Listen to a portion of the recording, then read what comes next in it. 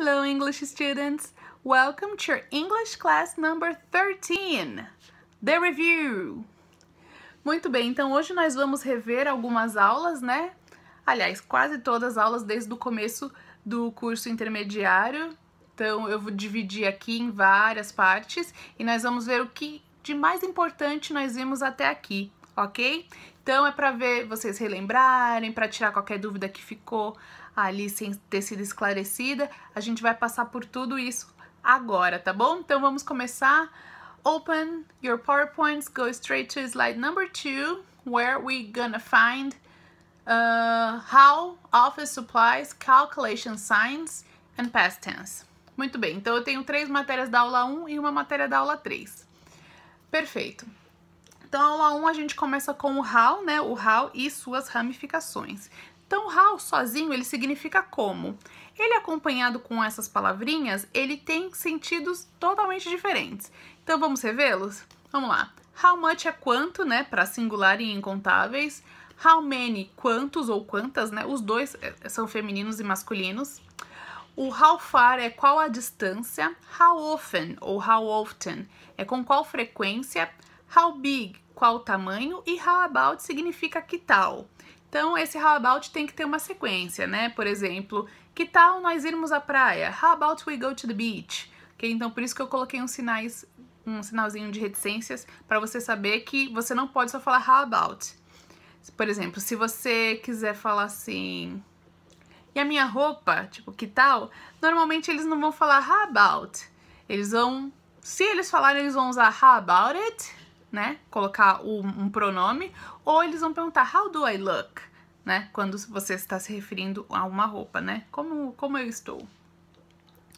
Muito bem, seguindo para o próximo, a gente tem office supplies, também da primeira aula, né? Que a gente enfatizou bastante em coisas de escritório, com diálogos, com vídeo. Então aqui a gente tem alguns itens importantes de escritório, que eu vou falar para vocês a tradução agora, vamos ver se vocês vão lembrar no dia da aula, tá bom? Então, lá, a gente começa com staples, que são grampos, né? Grampos de grampeador. Stapler, que é grampeador. Supply room, depósito, né? Onde você guarda os suprimentos. Printer, que é impressora. Laptop, que é o verdadeiro nome em inglês do notebook, né? Em inglês, notebook é só caderno. Se você tá falando do computador portátil, tem que ser laptop. Desk é qualquer mesa que a gente utilize para escrever, então mesa de escola, né, carteira escolar, mesa de trabalho que você escreve, escrivaninha que você tem em casa, você chama de desk em inglês. E para quem trabalha em empresa que tem várias pessoas no mesmo ambiente, normalmente eles têm os cubicles, né, que são os cubículos que separam as pessoas, ok? Maravilha, vamos continuar nessa aula, mas agora para os cálculos matemáticos. Existe uma maneira específica de falar cada sinal, né? Para a gente não confundir o mais com more, o menos com less. Vamos ver como eles ficam nos cálculos matemáticos. Vamos lá, então a gente começa aqui com o sinal de mais, que é plus, menos, minus, dividir, né? Divisão é divided by, né? Dividido por, quando a gente vai fazer a conta. Esse de multiplicação é times, né? Quando a gente vai fazer uma conta, por exemplo, 4 vezes 4 é 4 times 4, e se for também a gente pode usar o multiplied by, né? 4 multiplied by 4, mas o times é muito mais usado porque é bem mais simples.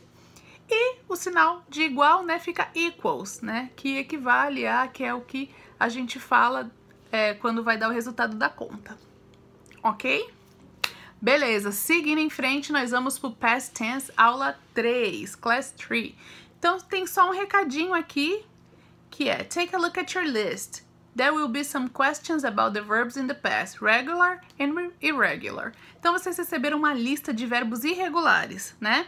Os verbos regulares vocês sabem, só tem que colocar o ed no final, dá uma listinha no próprio slide da aula, que tem uma lista de verbos regulares, mas os irregulares eu gostaria que vocês dessem uma olhada naquela lista grande.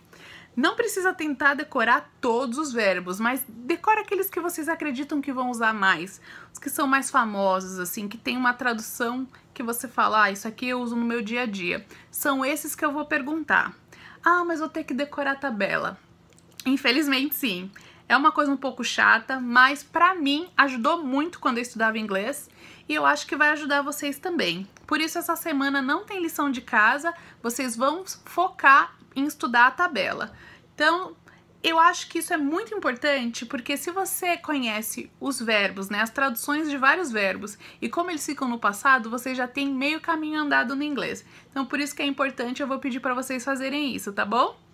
Beleza? Então vamos lá. Seguindo para o slide number 3, nós temos o some versus any. E tem também o no, né? Muito bem. Some, any e no, eles têm algumas vezes traduções diferentes, utilizados em situações diferentes, mas eles têm todos uma ligação, né? Então nós temos 3 fileiras aqui, uma com o some e a família do some, uma com o any, a família do any, e uma com o no e a família do no. Muito bem, o some e as ramificações dele, someone, somebody, somewhere, somehow, sometimes, sometime, ele sempre vai ser usado apenas em frases afirmativas, tá? O N, ele é usado em todos os tipos de frase, afirmativa, negativa e interrogativa. Porém, ele vai ter uma tradução diferente em cada uma delas. E o no é para você negativar a frase. Tem esse porém em inglês. Se a frase já for negativa, você não pode usar o no. Por exemplo, você não pode falar I don't know nothing. Você não pode falar 2 vezes uma palavra negativa na mesma sentença. Então, como que ficaria essa frase? Você tem 2 opções. Ou você fala I don't know anything, ou I know nothing. Alright? Então, vamos lá. Vamos ver como ficam aqui o some, any e o no. Então, nós temos o somebody ou someone, que é alguém. Anybody, anyone fica qualquer pessoa na afirmativa, alguém na interrogativa e ninguém na negativa. E o nobody, no one é ninguém. E assim segue entre as outras palavras, tá? O some é sempre algum, alguma, algum lugar, de alguma maneira, em algum momento. O any, ele vai ser qualquer quando for uma frase afirmativa. Então, qualquer pessoa, qualquer lugar, qualquer coisa, de qualquer maneira, a qualquer momento. Se for uma frase interrogativa, ele vai ter a mesma tradução do some. Então, se eu for fazendo uma pergunta, eu quero perguntar alguém, algum lugar, de alguma maneira, eu vou usar o any e a família dele.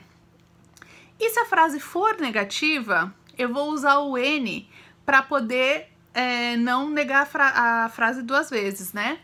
Como eu falei para vocês, do I know nothing ou I don't know anything. Então, se a frase já tiver negativa, você quer dizer nada, nenhum lugar, nenhuma coisa, né? Nada, de nenhuma maneira, de modo algum, você vai usar o any. E o no, ele já é negativado, então a gente só tem que tomar cuidado para não negar 2 vezes, né? Então, a gente tem o nothing, que é nada, nowhere, e são esses os representantes do no. A família dele é um pouquinho mais curta, tá? Dá uma olhadinha aí, vê se ficou alguma dúvida, a gente pode conversar sobre isso na aula também. É só pra gente correr aqui para não ficar uma aula muito extensa. Vamos seguir em frente. Slide number 4, class 4. Então, chegamos ao slide número 4 com a aula 4. Então, vamos lá. Vamos começar com esse ing use, né? ing use, que é o uso do ing. Muito bem. Lá atrás, né, até antes desse curso, vocês aprenderam em algum momento que quando a gente coloca o ing num verbo, o verbo passa a ser um verbo no continuous, né? Que em inglês é o gerúndio, que são os verbos que terminam em ando, endo e indo em português. Em inglês, todos eles terminam em ing. Muito bem, só que você sabia que não é a única hora que a gente coloca ing no verbo? Pois é, algumas situações pedem para que o verbo tenha o ing, mesmo sem ele estar com aquela tradução do verbo com ando, endo e indo. Então, vamos ver quando isso acontece? Vamos lá. A terminação ing é conhecida por deixar os verbos no present continuous.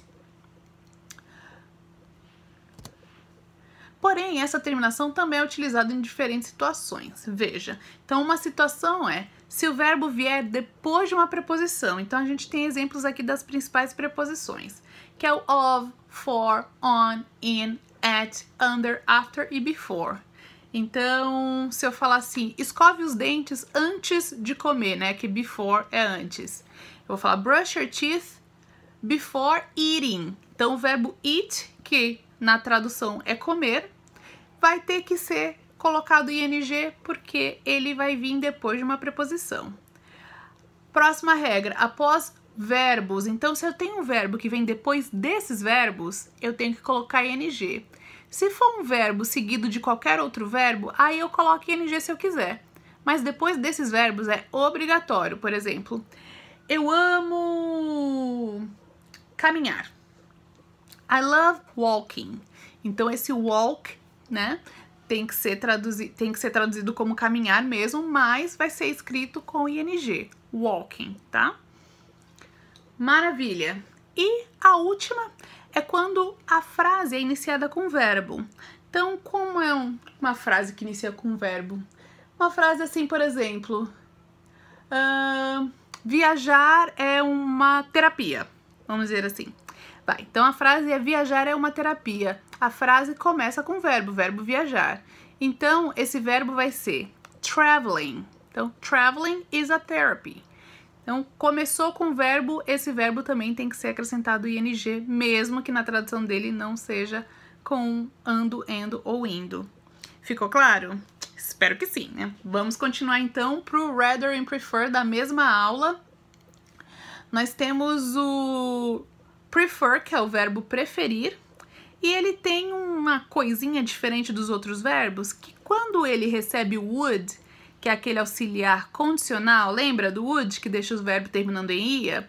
Para eu falar preferiria, eu tenho que usar o rather ao invés do prefer. Então, a frase construída fica I would rather, ok? Então, eu preferiria. Se eu vou fazer uma frase e eu quero falar isso, eu preferiria, você preferiria, qualquer um preferiria, tem que ser would rather. Would prefer não existe, tá bom? Então, uma frase no condicional com a palavra preferir tem que ser rather, ok? Basicamente é isso. E embaixo eu só coloquei algumas expressões. Vocês lembram aquele vídeo que vocês assistiram, que é um pouquinho longo, que são de dois colegas de escola que se encontram dentro de um avião? Eles conversam bastante, eles falam sobre a vida deles e nessa conversa eles falam muitas expressões. Então tem várias expressões que tem traduções totalmente diferentes que você nem imagina. Então aqui eu coloquei as principais. Então, mesma coisa, eu vou falar aqui a tradução e na hora da aula eu vou perguntar pra você, vamos ver se você vai lembrar. Perfeito, vamos começar aqui com long time no see. Tipo, há quanto tempo não te vejo, né? Muito tempo, essa daí até dá pra pegar, né? Long time no see, há quanto tempo? I'm with you on that, quer dizer, eu concordo com você, é isso mesmo. Keep in touch, manter contato, mantenha contato, keep in touch. I'm about seria eu estou prestes a, né? I'm about, não, estou prestes, né? Aí a continuação da frase, I'm about to, né? Estou prestes a, e aí continuação da frase. To make ends meet. To make ends meet seria conseguir pagar todas as contas. Make ends meet é conseguir pagar todas as contas. Hang in there seria aguente firme, hang in there.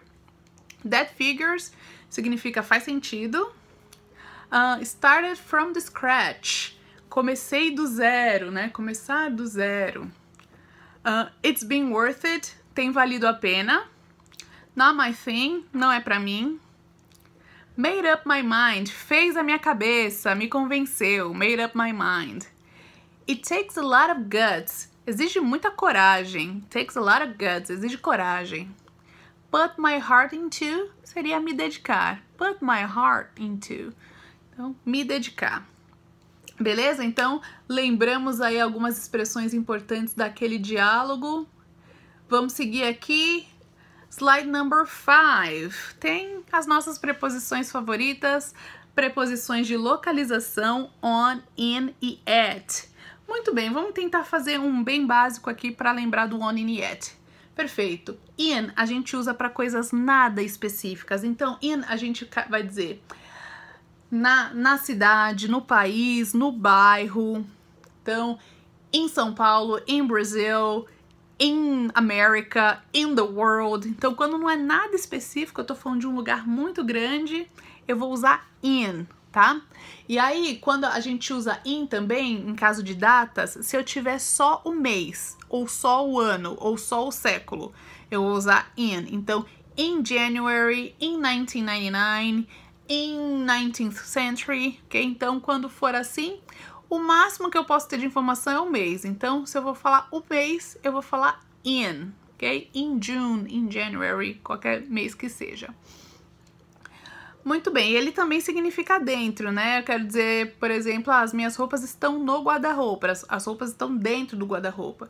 Então, eu vou falar in the wardrobe or in the closet, ok? Maravilha, agora a gente vai pro on. O on você já tá chegando um pouquinho mais perto, você já tem um dia mais certo, você já tem um endereço mais perto, mais correto, e também tem algumas observaçõezinhas do on, que é que a gente usa quando a gente tá falando de TV, internet, né? Na TV, na internet, no jornal, e também na praia, no oceano, no litoral. Esse no referente à praia, oceano, litoral, internet, TV, rádio, eles são utilizados pelo on, ok? E fora isso, on também significa sobre, né, em cima. Então eu posso, aquela velha frase, the book is on the table, né? O livro está sobre a mesa, a gente pode traduzir, o livro está na mesa também. E a gente usa on porque é sobre, né? Está em cima. Então, nesse caso, a gente usa on. E para datas, a gente usa on quando a gente tem o dia. Por exemplo, on January 2nd, em 2 de janeiro. Então, eu tenho o dia e o mês. Eu vou usar o on. Eu tenho o dia da semana, on Wednesday, na quarta-feira. Eu vou usar o on também. Okay? Então, ele dá dia específico da semana e do mês. Perfeito? Quando for, por exemplo, no final de semana, também vai ser on weekend.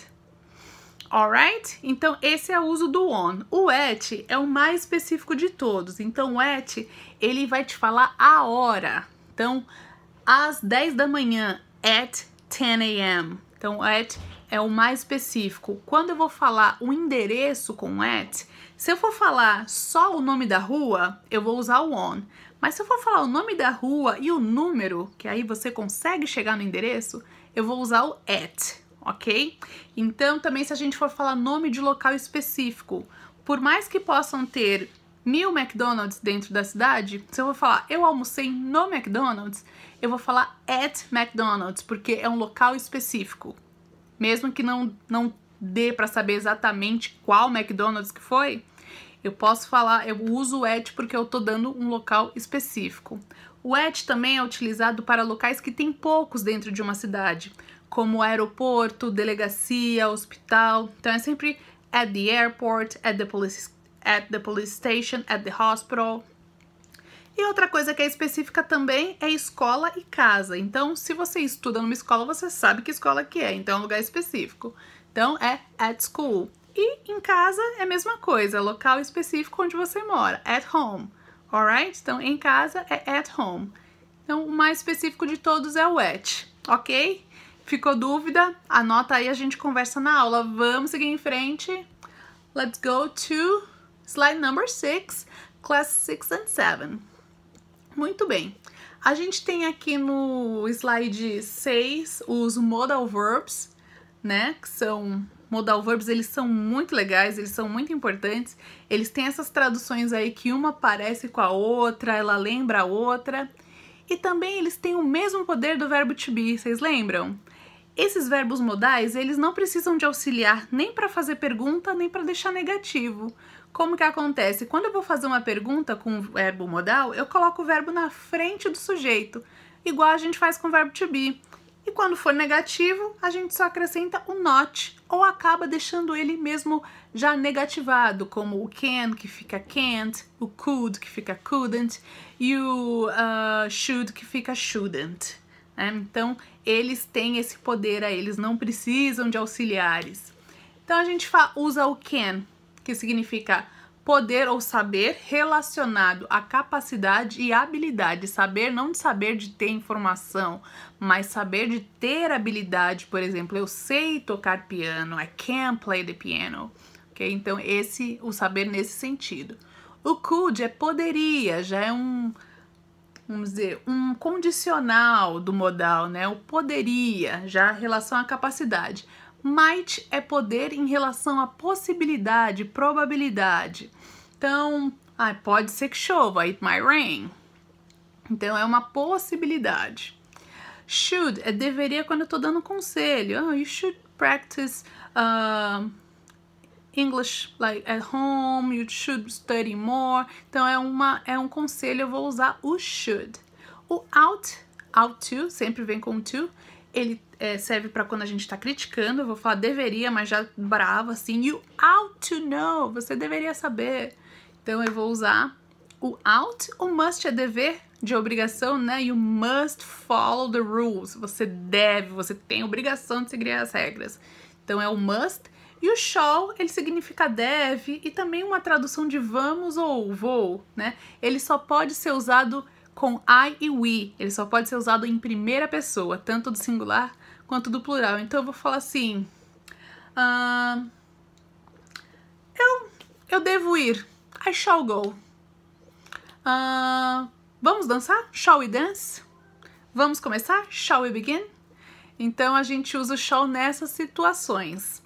Perfeito? Seguindo em frente, a gente tem o there mais o verb to be. Então, pra gente não cometer aquele erro de ficar trocando quando a gente quer falar de ou existe, usando o verbo have. A gente usa o there mais o verbo to be. Então, o there is é ou existe, there are. Fica essa mesma palavra, só que no plural, ou existem. There was, havia ou existia, né, no passado, e there were, haviam ou existiam. Então, é o there com o verbo to be no passado, para havia, existia, haviam ou existiam. Perfeito? Muito bem. Aqui nós temos um remember to study, phrasal verbs and false cognates. Então, aqui só para vocês darem uma olhada na lista de phrasal verbs, na lista de false cognates. Só uma olhadinha, eu não vou exigir muito de vocês, não. Só vou perguntar alguns, assim, que vocês lembrem, tá? Só pra gente não abandonar esses aí. Perfeito. Slide number 7, classes 9 and 10. Nós temos few, a few, little, a little. Muito bem. Basicamente, tudo o que a gente usa little, a gente usa para incontável. E o que a gente usa few, a gente usa para contáveis e plurais. Então, few é pouco. A few é um pouco, alguns, né? Little é pouco. A little é um pouco. Basicamente isso. Agora nós vamos pro who, whom, that, whose e which. Muito bem. Então a gente tem que saber, alguns deles têm a mesma tradução, só que uns são utilizados para pessoa, outros são utilizados para pessoas e coisas, outros utilizados só para animais e assim por diante. Então a gente tem que dar uma olhadinha aqui o que usa no que, né? Então that é para pessoas, animais e coisas, então that é aquele que serve para tudo. Se você tiver na dúvida, você quer falar o que, você usa o that, tá? Claro que that também significa aquele, mas aqui a gente está trabalhando com pronomes relativos. Então, a gente usa o that com a tradução de que. Which significa que também, o qual, as quais, a qual, as quais, relativos a coisas e animais, ok? E se a gente quiser falar o que a gente usa para pessoa, a gente vai usar o who e o whom. E o whose fica de quem pertence, a quem pertence, né? De quem é.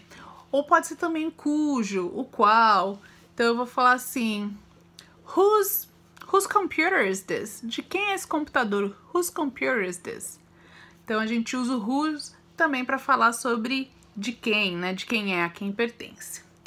Still, yet, already. A gente tem esses aqui que eles têm a mesma tradução, né? Eles significam ainda em algumas situações, às vezes eles significam já. Então vamos lá. O yet é o que tem as duas traduções. O yet, ele significa em frases interrogativas já e significa em frases negativas ainda. Então, o still, ele só vai significar ainda, ele é utilizado em frases afirmativas. E already, ele significa já para expressar algo que aconteceu antes do esperado. Então, ele é para frases afirmativas também, tá? E a gente pode usar em frases interrogativas. A gente pode utilizá-lo em frases interrogativas também. Ok? Então, tipo, aconteceu antes do esperado. Ela já terminou? Ok? Agora, o outro que a gente usa em frase interrogativa e significa já também, ele pode montar. Já são 7 horas? Já chegou alguma coisa? Então, a gente pode usar o yet nessas situações. Muito bem, a gente tá no slide número 7, vamos pro slide number 8. Comparative and Superlative. Nossa, essa é uma matéria bem longa, né? Mas, basicamente, a gente tem que lembrar que a estrutura do comparativo e superlativo, quando é um substantivo pequeno, né, de uma ou duas sílabas eles têm que ter aquelas terminações OW, ER, LE, Y. Você acrescenta o ER para comparativo e IEST para o superlativo. Quando são aqueles adjetivos maiores, aí a gente usa o more para fazer o comparativo, more mais o adjetivo normal, sem mudança. E the most mais o adjetivo normal sem mudança, ok? E aí tem alguns detalhes, tem as exceções, tem o de inferioridade, superioridade, então só dá uma lidinha aí que vocês conseguem chegar às conclusões. Vamos correr aqui então, slide número 9, a gente tem o to versus for, aqui tem as definições deles, então dê uma olhadinha, eu não vou explicar porque o nosso vídeo já tá ficando muito longo, então dê uma olhadinha aí para saber o que cada um é usado. A gente tem o use, né? Cada vez ele tem uma tradução diferente, dependendo qual que é a companhia dele. E nós pegamos 3 vocabulários que aprendemos durante essas últimas aulas de gravidez, órgãos do corpo e doenças. Tá bom, gente? Então é isso. Espero que vocês tenham tirado algumas dúvidas. Na aula a gente vai falar mais sobre isso. E bons estudos. Bye, bye!